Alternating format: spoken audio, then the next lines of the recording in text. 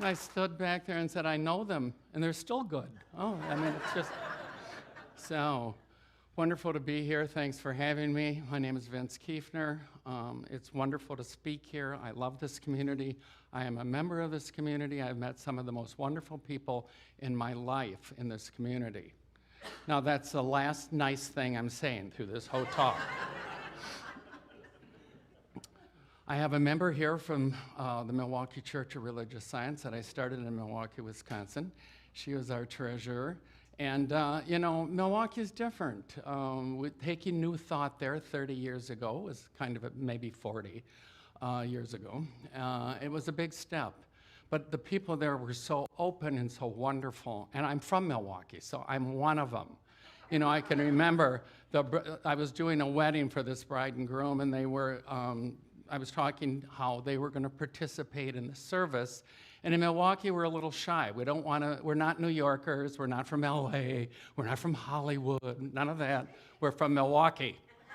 And so I said to this bride, we're sitting there, and they were a lovely couple.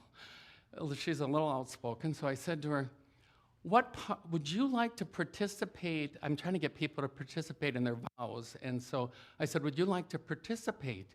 I said, when would you like to participate? She looked at me point blank and said, when pigs fly. And I said, oh, I'm in Milwaukee. Okay, I'll do the service. But it was a wonderful experience, and thanks for being here, Wendy. She's a wonderful friend.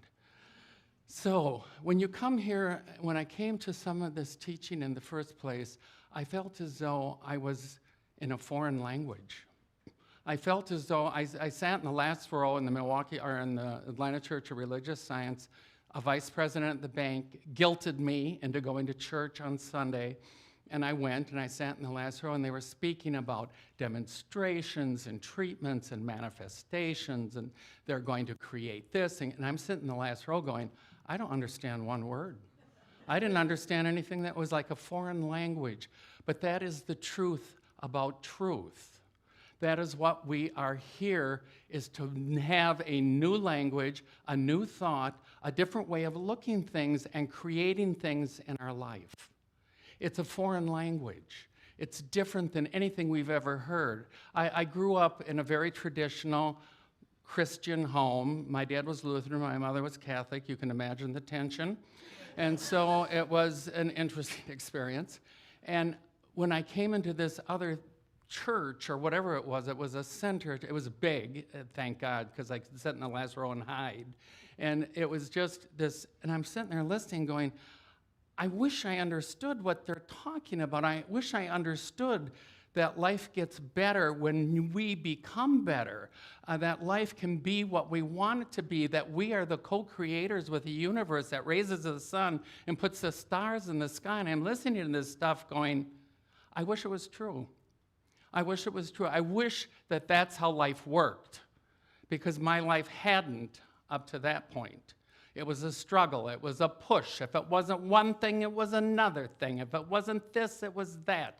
It was struggle. It was difficulty. I didn't know there was a better way, and I found it.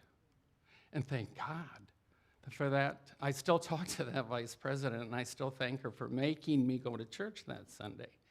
Because what I learned was that life is good all the time, that there's a power for good greater than us all, and we can use it, that God's not mad at us. Isn't that a good thought? That, because I was always hiding from God, thinking, my life, we won't go there because you'll leave the room. So what we'll do is that I needed to touch something. I needed to be grounded in something, and I found it. And a while back here, Reverend Judy, who's again, where did she go? Right there. She gave a talk here a couple weeks ago, I believe, and I was in the audience.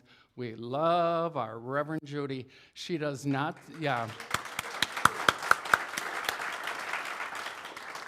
she does not speak with her mouth. She speaks with her heart. And it just comes out beautifully. It was just a wonderful thing. And what she said that day is, since she has decided she wanted to be a minister in this New Thought teaching of ours, and I thought that was great. And then she went on to say that she learned so many new words, that she used to look at the Bible as a weapon, or I say that I looked at the Bible as a weapon to be used against me because there wasn't any page that I belonged on. You know, it was just all this stuff about not doing this and not doing that, and don't go there, and don't do this, and don't say that, and all. And I felt it was weaponized against me because, where I come from and who I am, I don't fit. That's obvious, but I mean, I just don't fit. And so the Bible to me was something that was supporting that was saying, Vince, you don't fit, you don't belong. And Judy said too that with studying truth, we learn this new language. We become bilingual, the seen and the unseen, and that the Bible started to make sense to her. And I was sitting there and I thought, me too. That there are things in the Bible that I used to not want to hear about or not want, and yet when I started to look at it, I went, oh my God. Genesis is the first book of the Bible. And in that story, and I think I missed this all the while, all the religion classes I went to, oh my God, you can't imagine, we had to say all these prayers, memorize them, and you got whacked if you didn't know them, and all these things. And the thing is, it was just rote. There was nothing deep. There was nothing real. But as I looked at Genesis with this teaching, it became apparent to me that the creation of what we have, and boy, was Ijah Grace wound today or what? She was really getting on there. That this process that we're in, this creative thing that takes place when you plant a seed and you watch a plant come out, this thing that we look at, the Genesis, is so exciting. It's enthusiastic. It's like, this is how life works, folks. There's fish in the sea, birds in the air, things grow. Life is for you. That isn't what I was told. That life is for you. Your life is for you. You're an individualized expression of life. And that you do it by living your life. The Genesis was exciting. Birds in the air, fish, and it didn't go like this. Let's see. Today I will create on the first day 3 pigeons, and it will have to do. There's a few carp in the lake. Try to catch them. There is this little plant, and I hope you like it. I hope you make it. And then there is the way with a new language of looking at this. And I'm not a Bible thumper. I never studied the Bible. I don't know a lot about it. But I do know there's excitement and creativity, and what the original stories of the Bible, the most important ones, are in Genesis. And they tell us that life is an exciting experience, and you're it. That life is for you, it doesn't happen to you. And when you go there, if you walk out that door today, and if you say to yourself, life is for me, and keep affirming it throughout the week, it starts to be for you. Not because God's happy, but because you are. And when that happens, I need amens in my life. You don't know how I need amens, oh my God. Thank you. That life is for you. It doesn't happen to you. I'm here to say that is our language. This is the new language, the new you. You are here by divine decree. There's not one person missing, and everybody that's here belongs here. I can remember walking and reading that the first time. Anyone that comes into your life, you're supposed to have. And I thought, oh yeah? You want my list? We'll see if you say it again after you meet them all.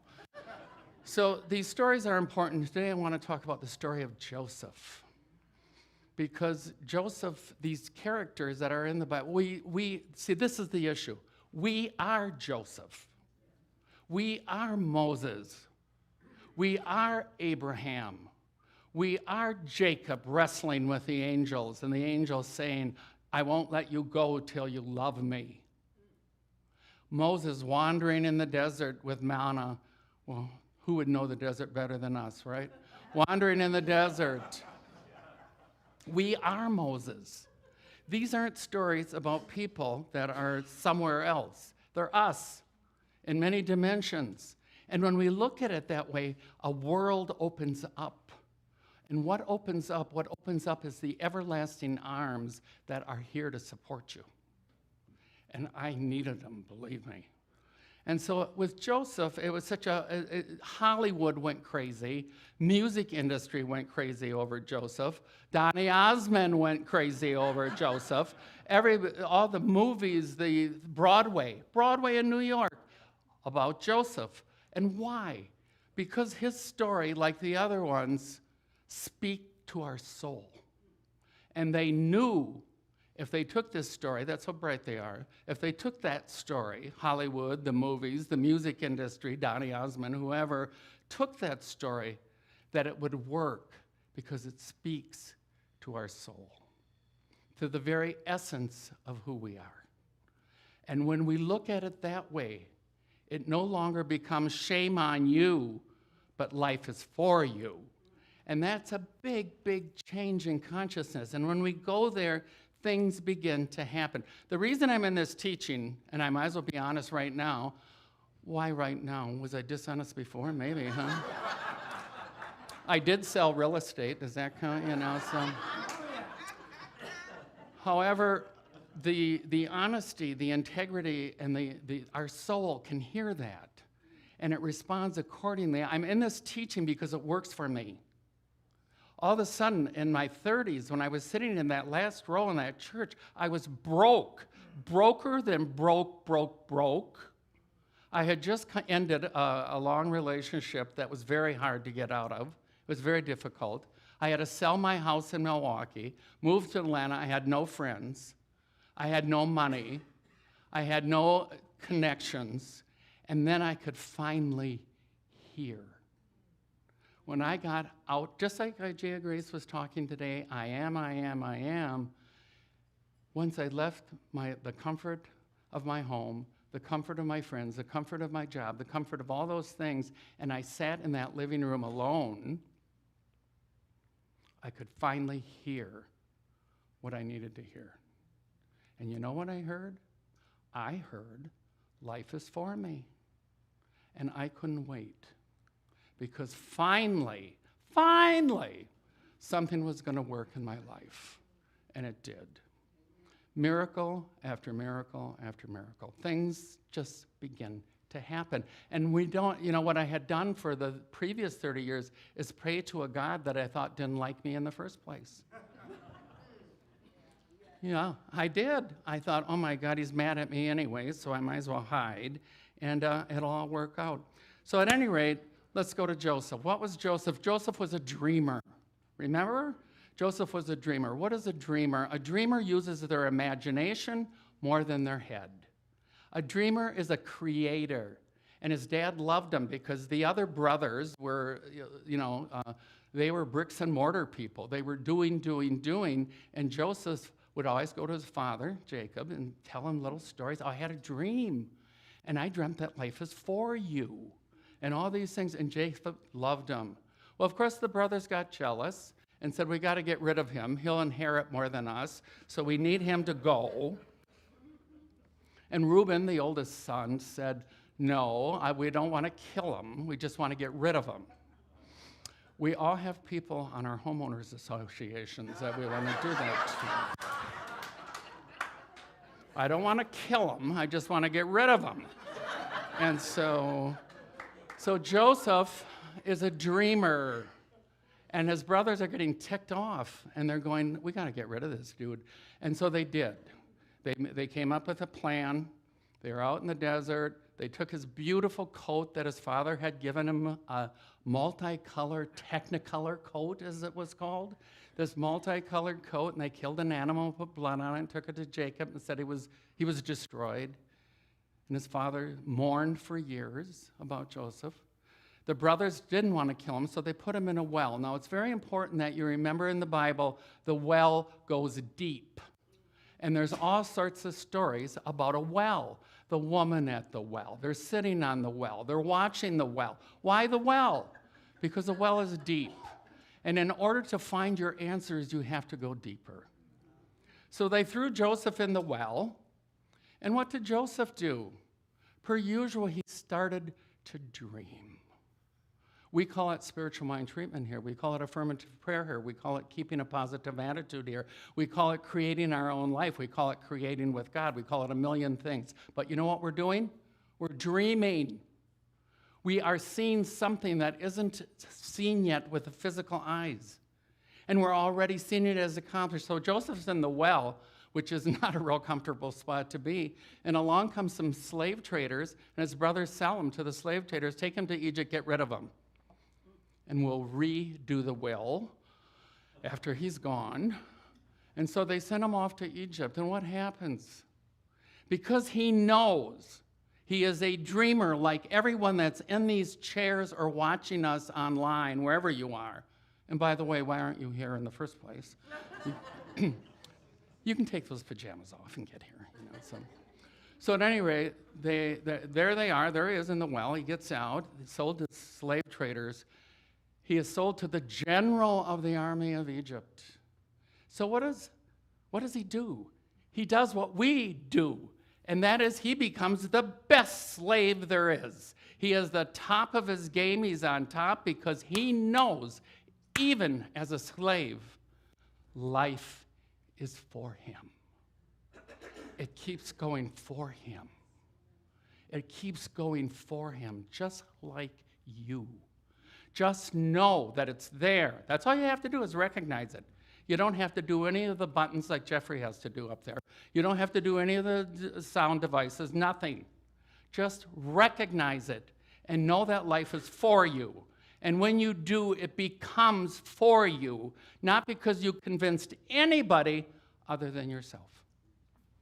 And when you know life is for you, you're unstoppable. Just like he was. He went to the top. Best slave in the world. I'm sure he got an award at some dinner somewhere in Egypt. And the thing is, he became this just irreplaceable person, and then the general's wife hit on him. We're not sure about his sexuality, but he didn't respond, and so he just left her alone. Notice how the Bible leaves those things out, you know? So he said no. She got mad, told the general he hit on her instead of the other way around, and the general threw him in jail. And there he sits in jail. And what did he do in jail? Now, this is getting old. First they throw me in the well, then the woman hits on me, now I'm in jail. Did he quit? No. Isaiah said it beautifully this morning. We don't walk by light, we walk by faith. And he walked in faith in that jail. What did he do? He started to dream. He started to evoke that spirit within him to know things that were not known. And he says to his two cellmates, you'll live and you'll die. I just had a dream. You'll live and you won't. Very serious stuff. But he had the dream, and it came true because he knew it was true. And so the Pharaoh heard about this through the gossip line of Egypt or whatever, and he calls to have Joseph come in front of him. So there is the Pharaoh with Joseph shaking in his boots in front of the big Pharaoh. And the Pharaoh says, do you have any dreams for me? And Joseph says, yes, I do.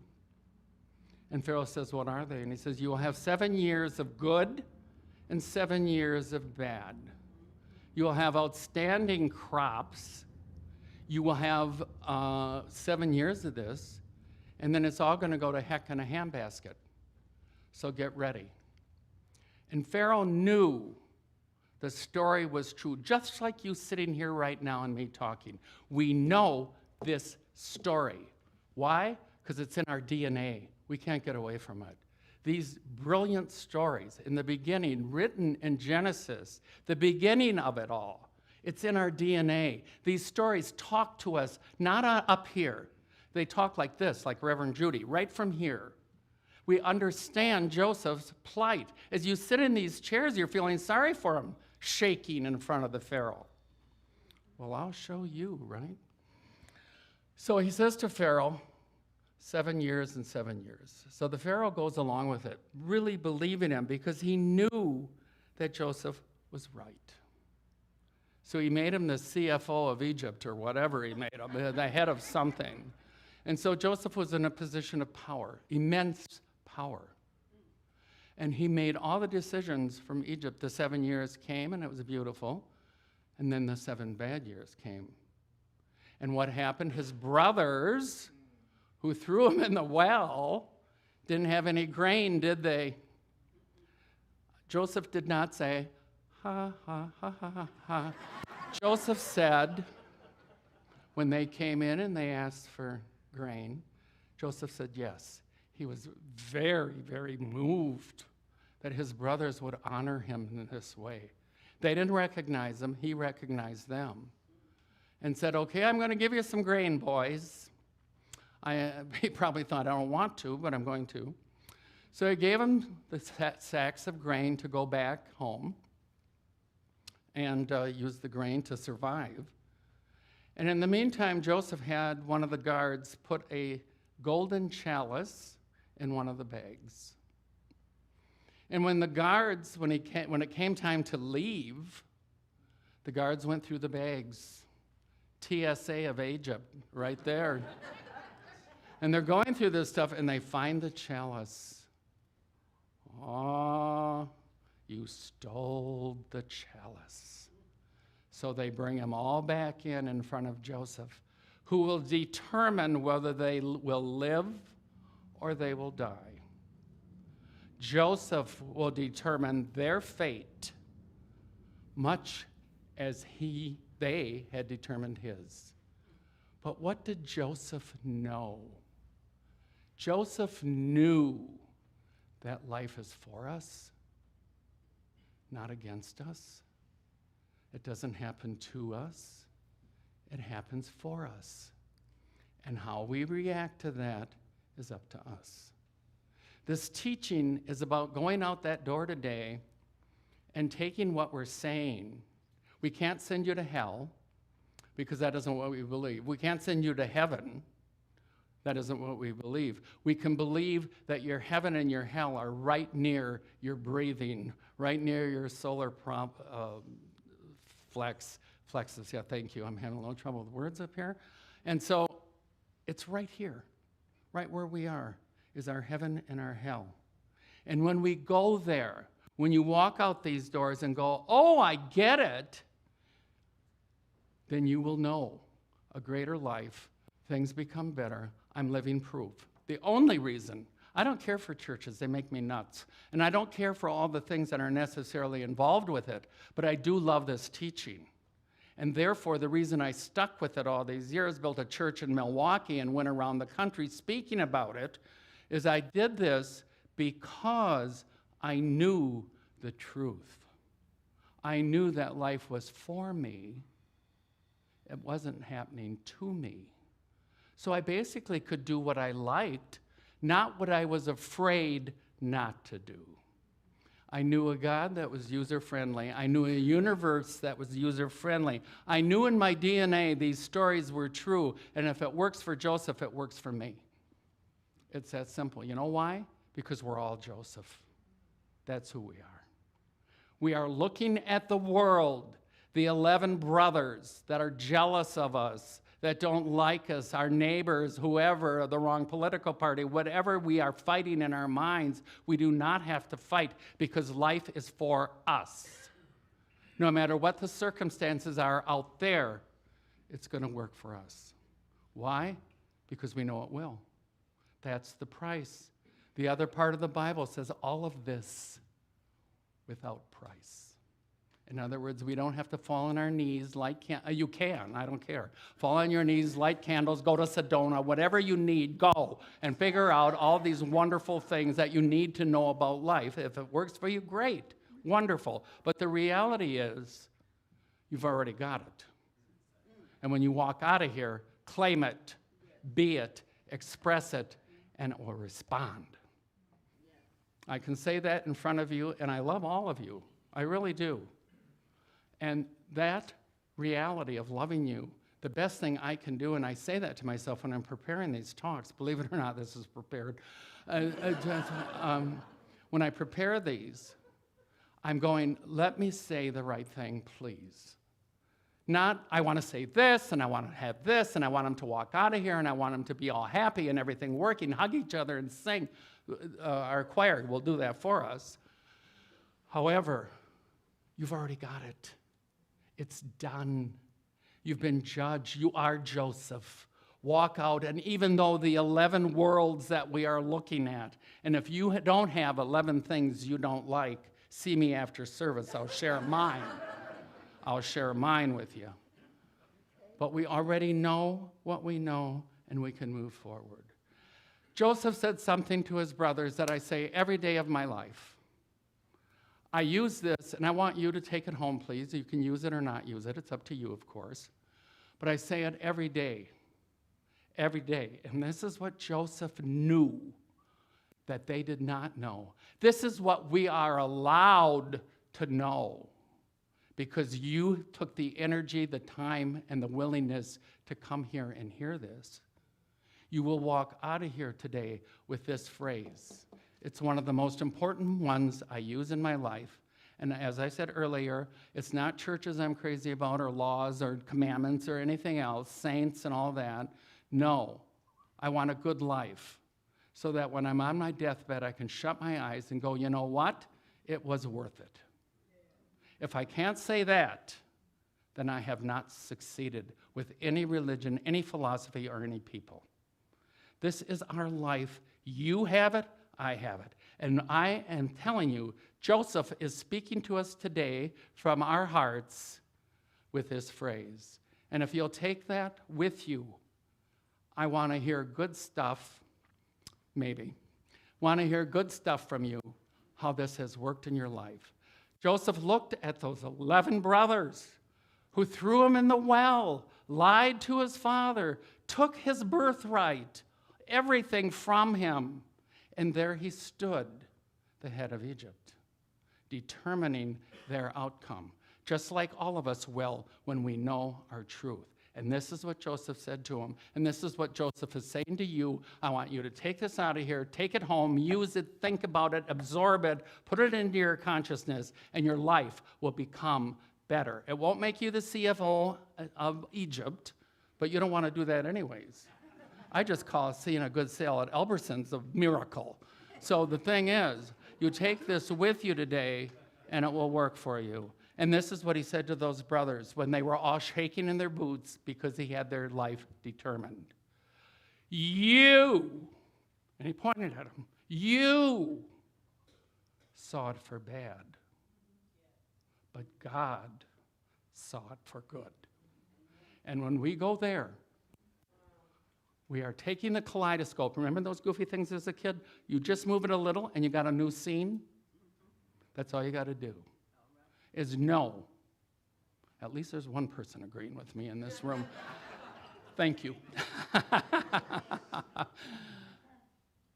You, world, you particular political party, you disease, you job loss, you divorce, all of you brothers out there facing me, you saw it for evil, but God sees it for good. And when you know that, the goodness of your life will bloom like never before. And the reason I can stand in front of you loving, wonderful people and say this out loud is because it works. It works. And when I look at you, I know you are Joseph. I am Joseph. And when we walk out these doors today, we're going to know that no matter what the world says to us or does to us, they see it for evil. But God sees it for good, and so do we. And so it is. Have a great week. Thank you. Thank you. Thank you. Thank you. Thank you. Thank you. Thank you. Thanks. Thank you.